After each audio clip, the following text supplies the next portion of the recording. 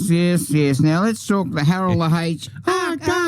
P. Cock-a-doodle-doo. He's going to tell us the story that began 160 years ago of an Ipswich bricklayer who suffered an endless stream of mysterious tragedies. Oh. Another one of these ones that he just steps it out in the different segments to make up the story. He's brilliant, you know. Yeah, I know. He's a researcher. He's fantastic. His name is Harold H. Peacock. Here he is.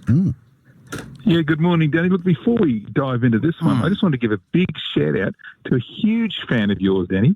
His name's George, and he's laid up in hospital listening right now. You're helping him to recover, so get better, George. Oh, George, I hope you get better, mate. And tell everybody in the hospital to tune in as well. It's really... I think he's probably live streaming it over the sound system in the hospital right now, I reckon. So everyone can hear. Get on to them. Come on, George. Georgie, Porgy, kiss to my...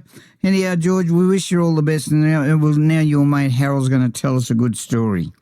Yeah, it's from over 160 years ago. Like you said, an Ipswich bricklayer suffered a cruel stream of mysterious tragedies. Now, his name was Thomas Lovegrove, and he was a native of Middlesex, England. In Ipswich in 1857, he married Sarah Luxford, who was the offspring of two convicts.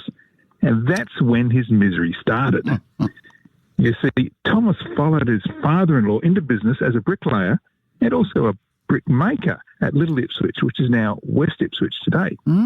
He made the bricks for Ipswich's old courthouse. Anyway, in 1864, Thomas was uncasing a brick kiln when his 19-month-old daughter, Julia, wandered around to the mouth of the kiln and stepped on embers in a hot brick. The burns to her feet was so bad that the pain killed her. But then it got really weird because the little girl's funeral at the Ipswich Cemetery was conducted in a really unusual manner. The coffin was carried by four girls dressed all in white, with wreaths on their head and long veils. And more girls dressed the same followed behind them.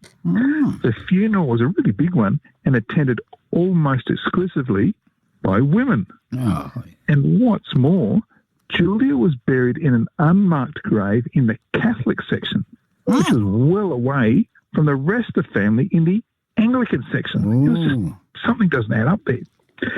And tragedy struck the Lovegroves again in 1877. Having given birth to 10 children in 18 years, Thomas's wife Sarah up and died at the home on Herbert Street. Now, she was 34 years old. She's quite young. But their youngest children were aged just 2, 3 and 5. Wow. Now, Thomas didn't remarry, so the raising of the children was left to their oldest daughter, Mary Ann. Now, there was one less child to look after a year later in 1878 when the youngest, Charles, died at just 3 years of age. In 1882, Thomas's youngest daughter, Sarah, was only 17 years old when they discovered that she was pregnant. It took 6 months before the family began to suspect something, and the oldest sister, Mary Ann, took her along to the doctor. Now, Sarah was in denial, and when she got home, she drowned herself in the underground tank. I know, the disaster is just endless. The next thing was when the oldest son, John, was thrown from a horse on the Bremer Bridge in 1887. He was taken home where it was thought he was drunk and was left on the floor to sleep it off. In the morning, he was found cold and dead. Yeah. And then one good thing seemed to happen in 1897 when son Thomas Jr. joined the gold rush to Charters Towers and found a 20-ounce nugget of pure gold. Today it would be worth over $120,000. But despite these riches, Thomas Lovegrove Sr. was bundled off to the poorhouse. And that's where he spent at least the final 4 years of his life, amid the horrors of the Dunwich Asylum on Stradbroke Island. In 1897, he even witnessed a double murder for which the perpetrator was sentenced to death. And then finally, in 1901, Thomas died penniless at the asylum, while his remains were transported back to Ipswich to be buried with the family.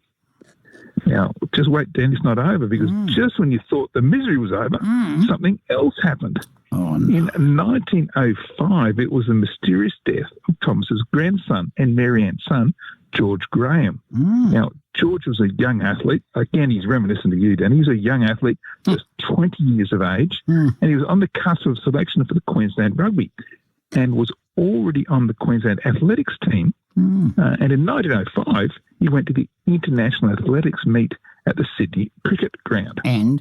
Now, that included superstars like Alfred Shrub, the English middle distance, long distance world record holder, and American sprinter Arthur Duffy, who was 100 metres, 100 yards world record holder. Wow. Now, the grandson won the high jump and the 120 yards hurdles, but was then taken ill and rushed to hospital, where he died on the operating table. Oh, another one. Yeah, and unusually, his remains were then embalmed and brought back to Toowong in a sealed, lead-lined coffin. I think maybe due to public health concerns. So Thomas Lovegrove's tragic story began with the funeral of girls dressed in all white and ends with a sealed, lead-lined coffin. And I think it's all very strange, but then you'll probably tell me it's not strange for Ipswich, I suppose, is it? No, look. You... No, you're right there. You... He's got another tragedy. You've got Danny struggling to breathe. Are you okay there? after all this? Choking. Mate, George is listening. He loves the program. He would have loved that story, George. Did you like that story?